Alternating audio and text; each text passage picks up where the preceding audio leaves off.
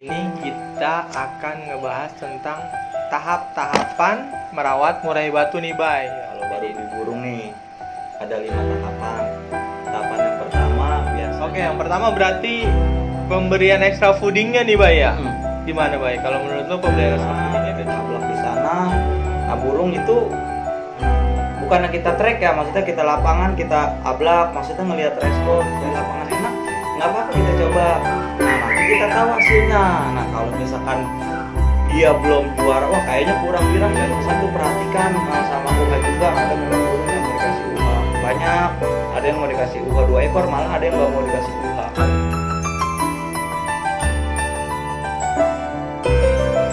Assalamualaikum warahmatullahi wabarakatuh. Balik lagi di channel kita, Fem Channel bersama Fajrin dan Memi Riyadi.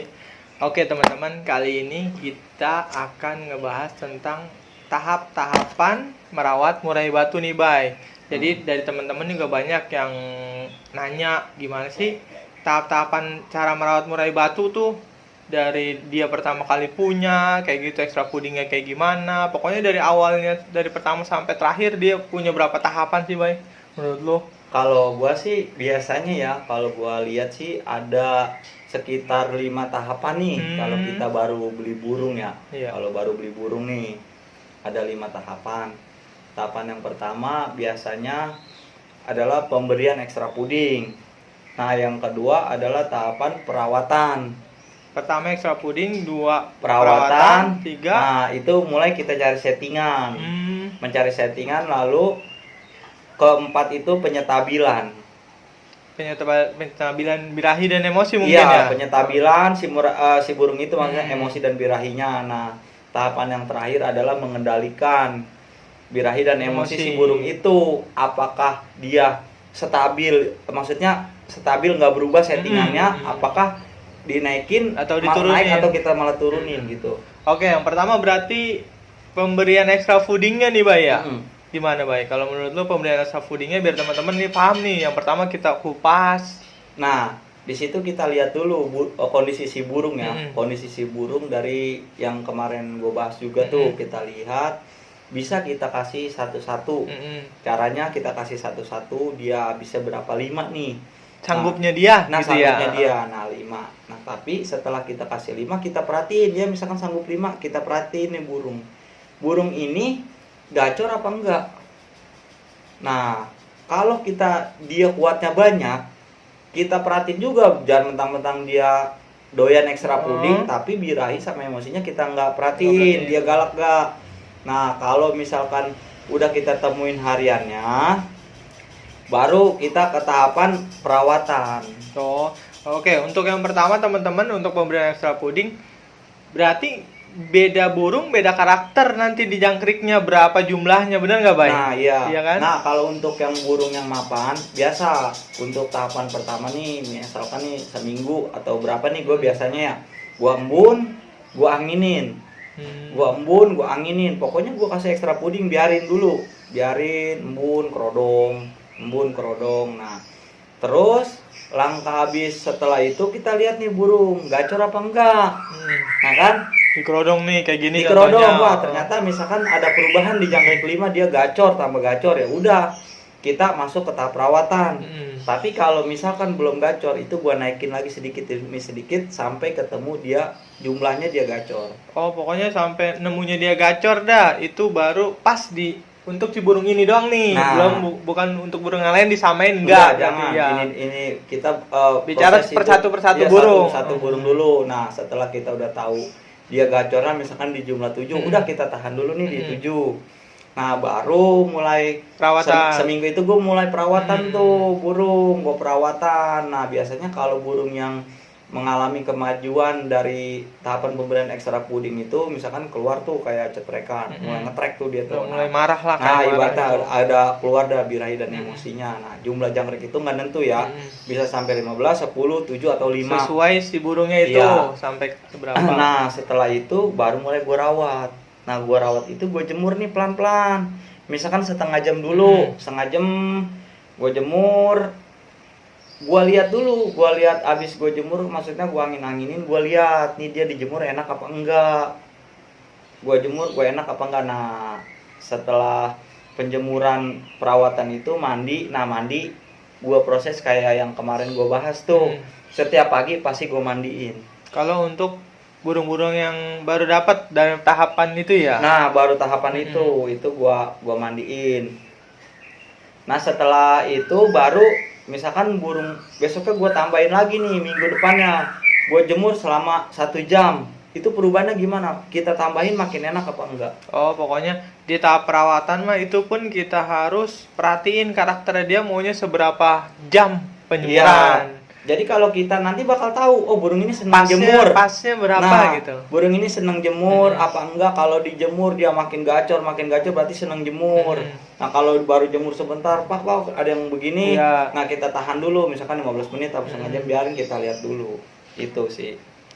Terus kalau berarti habis dari tahap perawatan kita naik ke Lanjut kita mulai bawa ke lapangan dulu tuh. Setelah kita di rumah udah lihat ada peningkatan, wah burung udah mulai gacor, udah mulai keluar birahi sama emosinya nih, udah nunjukin lah sifat fighter dia, udah mulai ngetrek kayak syukur-syukur udah bisa ngeluar isian di rumah.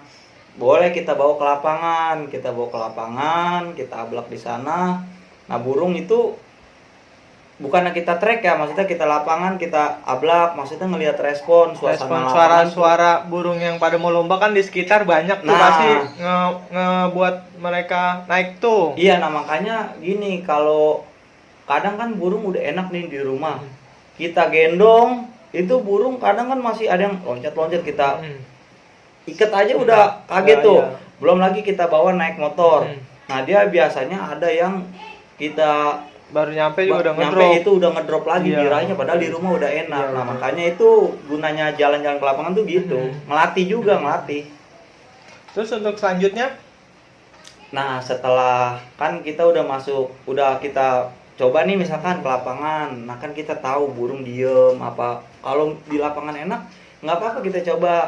Nah nanti kita tahu hasilnya. Nah kalau misalkan dia belum juara, wah kayaknya kurang birahi nih di settingan 5, baru kita taikin misalkan ke 7. Nah berarti kan kita udah tahu burung ini harus kita apain gitu. Nah jadi itu udah mulai masuk ke tahap mencari settingan. Betul. Kita nyari pelan-pelan nih dari kerotok, misalkan tadinya seminggu sekali, misalkan burung kurang kita tambahin seminggu 2 kali. Nah jadi kita cari dulu nih burung maunya apa gitu. Intinya gini, kalau yang tahapan pertama kan istilahnya gacorin dulu lah, gacorin, baru mulai masuk ke tahap mencari settingan, ya mencari perawatan, terus baru nyari settingan kita pelan-pelan.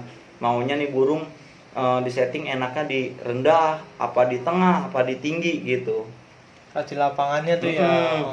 Dan UHA tuh perhatikan sama UHA juga, ada memang burung yang mau dikasih UHA banyak. Ada yang mau dikasih UHA 2 ekor, malah ada yang nggak mau dikasih UHA. Ada yang dikasih UHA malah gelembung. Iya, malah gembung, malah ngetem. Nah itu, intinya kita pasti bakalan ngerti sendiri nantinya.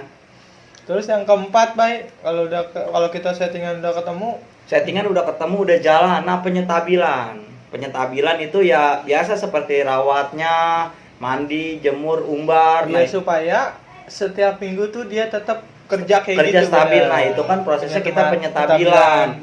Nah kita berarti kan udah mulai konsisten ngerawat dia. Oh maunya burung seperti ini, ya udah itu masuknya sih ke tahap penyetabilan itu sendiri.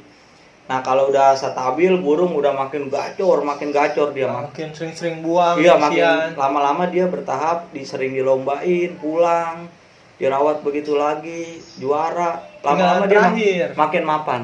Nah, udah kayak gitu, tinggal terakhir, Bay, yang kelima.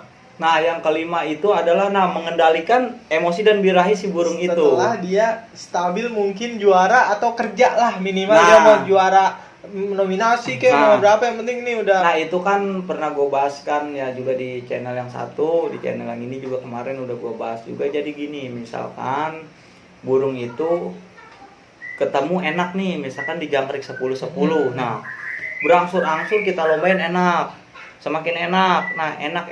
Nah nanti diketemu atau di 4 minggu atau di sebulan itu kita lihat burung itu masih tetap stabil apa enggak. Betul. Kalau dia enggak stabil, ada mulai nakal nih. Nah berarti kan burung itu poin nomor 5. Nomor 5 ini. Nah itu berarti ada kenaikan di emosi dan birahi Iya, dia. betul. Baru kita mulai turunin pelan-pelan. Berarti itu yang dinamakan pengendalian emosi dan Dan birahi kita sendiri. Jadi kita tetap memperhatikan emosi dan birahi dia setiap hari. Jangan mentang-mentang burung udah juara. Udah gitu aja. Oh, udah gitu-gitu aja. Ntar pas besok nanya, "Om, kok burung saya jadi begini ya?" Nah, padahal kemarin-kemarin udah juara enak. Nah, itu. Oke teman-teman, jadi untuk video kali ini tahapan merawat murai batu dari mulai pemberian ekstra puding, tahap perawatan, mencari settingan murai batu, terus penstabilan sampai pengendalian birahi dan emosi semuanya udah kita bahas tuh teman-teman. Jadi teman-teman harus benar-benar perhatiin dari yang belum gacor sampai dirawat harian ya baik, sampai terus cari settingan di lapangan. Kalau udah settingan di lapangan udah mulai enak ketemu, gimana minggu depannya tetap begitu, namanya itu penstabilan, stabilin, tapi minggu tetap begitu. Dari udah mulai konsisten dia naiknya nih birahi emosinya, baru kita tanganin yang kelima, benar nggak Pak? Nah, iya, intinya kita yang ngendalin burung gitu. Kalau udah gitu, pertama memang kita ngikutin maunya si burung. Setelah itu, nah kita yang ngendaliin emosinya. Maksudnya gini, dia tinggi ya jangan kita kasih tetap begitu. Nah, kalau dia tinggi ya kita turunin. Nah, kalau misalkan birahinya malah ngedrop, baru kita naikin lagi. Jadi intinya gitu sih. Intinya kita pengen burung kita tuh kerjanya tetap bagus. Iya, tetap bagus. Makanya kita yang ngendaliin tuh ya, Bang. Nah, itu mulai kita yang ngendaliin. Oke, teman-teman. Kalau ada yang mau ditanya dari video ini, komentar aja di kolom komentar. Kalau yang kurang jelas atau mau ada tema yang mau diangkat atau pertanyaan-pertanyaan, nanti bisa kita listing juga ya, Bang. Pertanyaan kita bikin video berikutnya. Untuk video kali ini terima kasih. Assalamualaikum warahmatullahi wabarakatuh. Waalaikumsalam warahmatullahi wabarakatuh.